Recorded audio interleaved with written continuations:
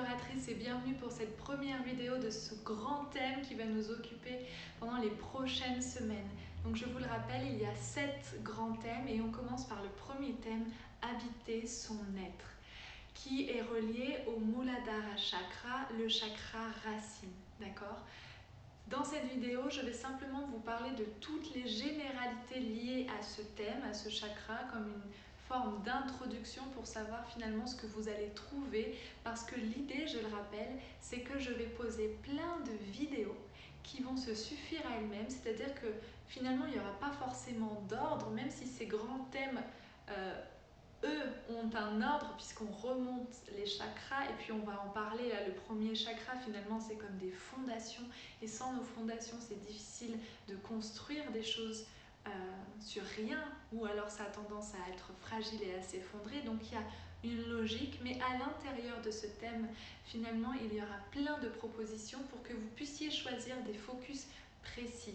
Par exemple, votre focus semaine pourra être un concept que je vais proposer, comme le concept, qu'est-ce qu'il y a ? Il y a comme si c'était la première fois.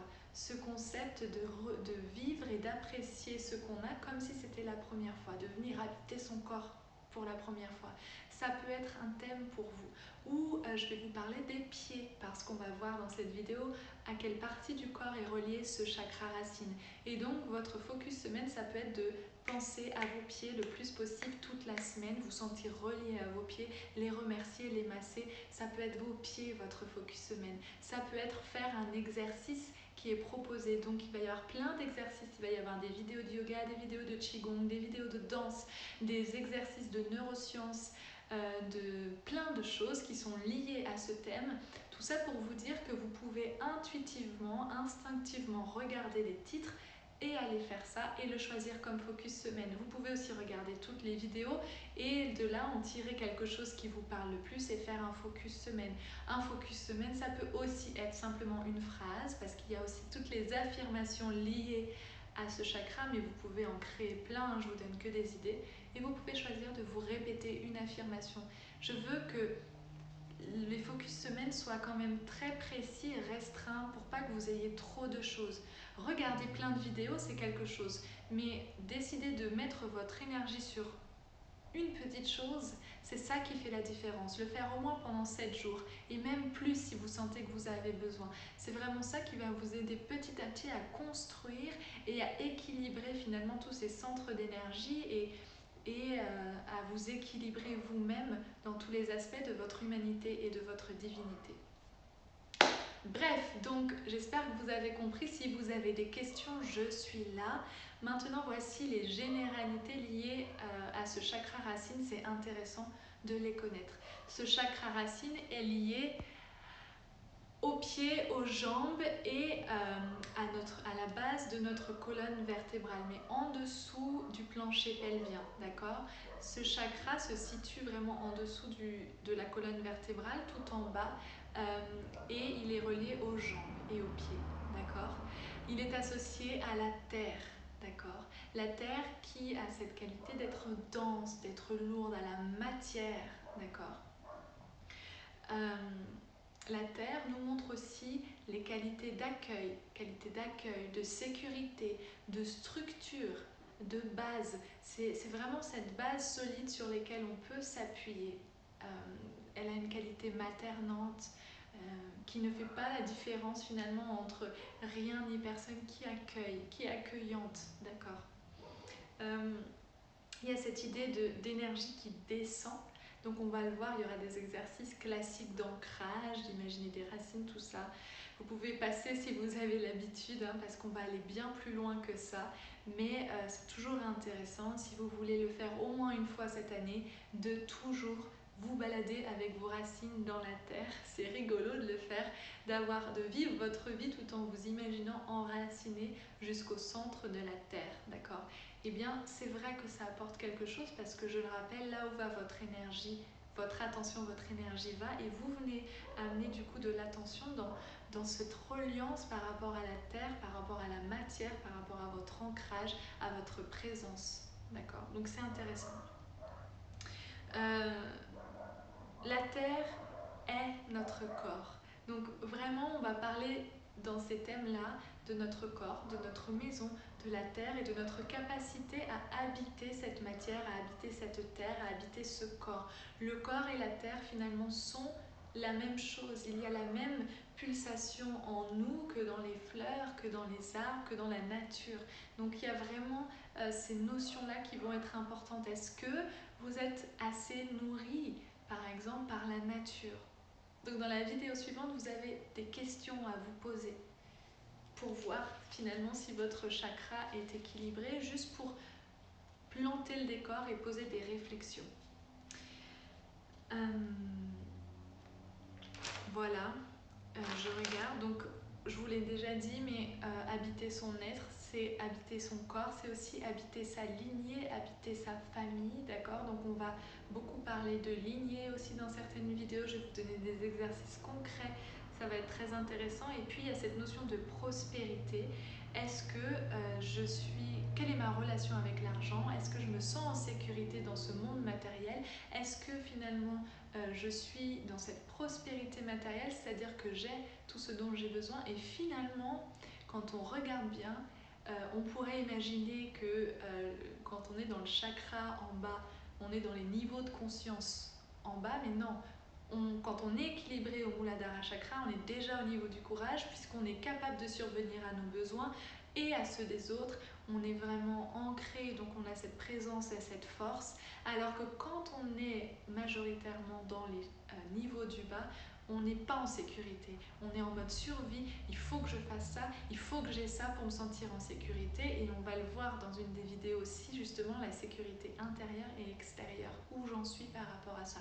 Qu'est-ce qui me met en sécurité? Est-ce que c'est certaines personnes? Est-ce que c'est certains objets? Est-ce que c'est d'avoir une maison? Est-ce que c'est à l'intérieur de moi? Et si oui, c'est quoi? Concrètement, on va vraiment aller voir des choses concrètes. Donc, comment savoir si ce chakra est équilibré ou pas? S'il est équilibré, nous avons confiance en la matière, en la terre, d'accord? Nous sommes dans une relation de confiance avec la vie matérielle et toutes les demandes qu'on a sont répondues, d'accord? On est vraiment en abondance dans le corps, à répondre à nos besoins, et dans la terre et dans tout ce qu'elle nous offre en fait, d'accord? Si par contre ce chakra est déficient, nous avons des difficultés à manifester ce qu'on veut vraiment. On a du mal à répondre à nos besoins, on a du mal avec le matériel et on se sent insécure à l'intérieur, d'accord? Et on a du mal à se sentir présent, à se sentir ici et maintenant, ok? Alors, justement, il y a deux façons que le chakra soit déséquilibré, c'est-à-dire qu'il manque d'énergie, donc qu'il se ferme, qu'il est trop faible. Et d'ailleurs, quand il est fermé, eh bien, c'est comme si l'énergie ne pouvait pas descendre en bas et du coup, ça restait tout en haut, tout restait dans le mental. Donc ça, pareil, si vous êtes quelqu'un de très mental, ça va être vraiment important de rester plusieurs semaines sur ces focus, sur cet ancrage, sur vos jambes, sur vos pieds, de faire les exercices et de vraiment cultiver cette habitude d'être dans la matière tout en exprimant votre amour et votre divinité. Il y a des personnes pour qui ça va être très facile d'être dans la matière, dans l'abondance, et il y en a d'autres pour qui ça va être plus difficile. Maintenant, il est aussi possible que votre chakra racine soit en excès. Et dans ce cas-là, qu'est-ce que ça veut dire? Ça veut dire que par exemple, vous êtes hyper attaché au matériel. En déficience, c'est que vous êtes dans la peur du manque et vous voulez avoir, et vous n'arrivez pas forcément à avoir, et donc vous êtes dans cette lutte permanente. Alors que il y a des personnes qui peuvent être très riches matériellement, mais justement dans un excès de ce chakra et qui vont être attachées extrêmement fort à tous leurs biens matériels, ou même on va parler de dépendance affective et beaucoup de mal à sortir de leur zone de confort. D'accord ? Donc ça vous donne des indications pour savoir, ok, bon, je suis plutôt équilibrée, mais parfois un petit peu là, je manque un peu d'enracinement, je manque un peu de ceci, ou je suis encore trop attachée à certaines choses. Donc c'est juste pour vous donner une idée sur les généralités. Et puis, je vais vous terminer cette vidéo en faisant une liste un petit peu de plein d'exercices que vous pouvez faire, mais ça, ce sera développé dans toutes les vidéos ensuite, tout au long de ces semaines. Donc, une liste des choses que vous pouvez faire pour rééquilibrer votre chakra. Donc, c'est vraiment des généralités. Donc, écoute active du corps, vous aurez plein de vidéos là-dessus. Soutenir le corps, donc répondre à ses besoins. Faire des mouvements, se mettre en mouvement, faire du sport, des activités, se faire des massages, des automassages. Focus pied-terre, c'est ce que je vous disais, vraiment amener votre attention au niveau de la terre, au niveau de vos pieds, se nourrir avec des aliments qui viennent de la terre, donc des racines, les carottes, les pommes de terre, les navets, tout ça, ou vraiment vous-même aller cultiver aussi ces ingrédients-là, ça va vous aider. Allez donc planter, allez observer la nature, et si vous ne pouvez pas, vous pouvez même simplement l'imaginer, la visualiser, d'accord, et la sentir en vous. Les marches en silence, revenir dans vos sens, rappeler toutes les méditations sur les 5 sens qu'on a fait dans l'étincelle, pareil, ça vous amène dans le corps, dans la matière. Il y aura tellement de choses à faire.